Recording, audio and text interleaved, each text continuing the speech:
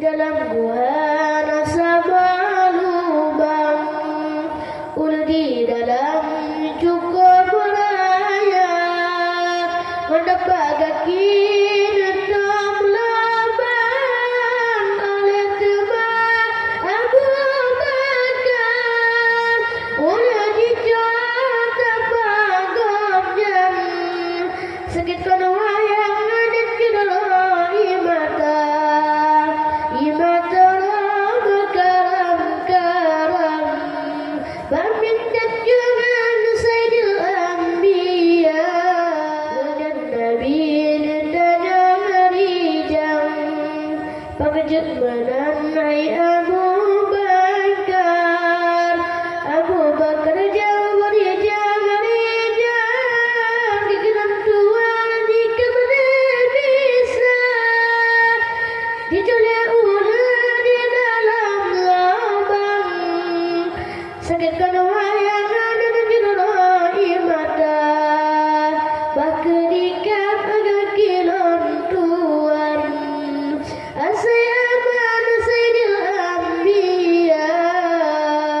dengan Nabi lajun raja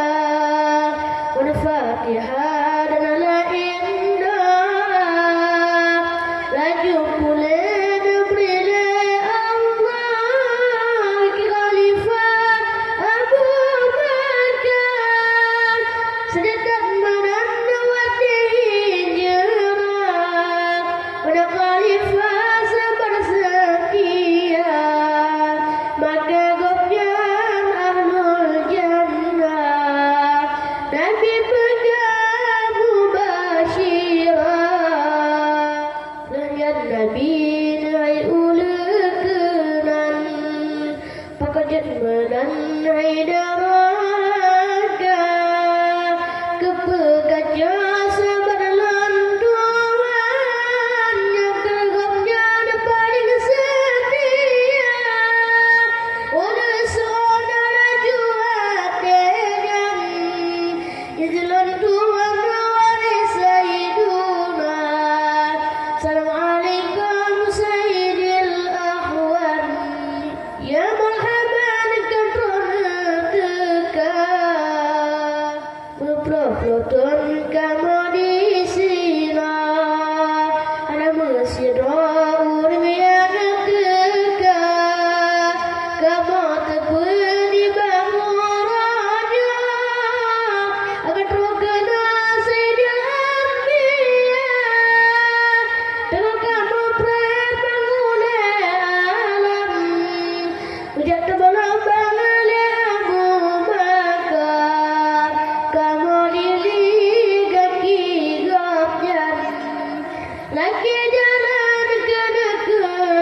keluar dale urang Nabi disilan kafir membaji bida agal mahan berilah Tuhan kebijahan dan mata kebuta bila pati tengah kemaram meneram bilang di abaguha ada mungkin urang di dalam menan kepahan kapi celaka. Assalamualaikum warahmatullahi wabarakatuh. Waalaikumsalam warahmatullahi wabarakatuh.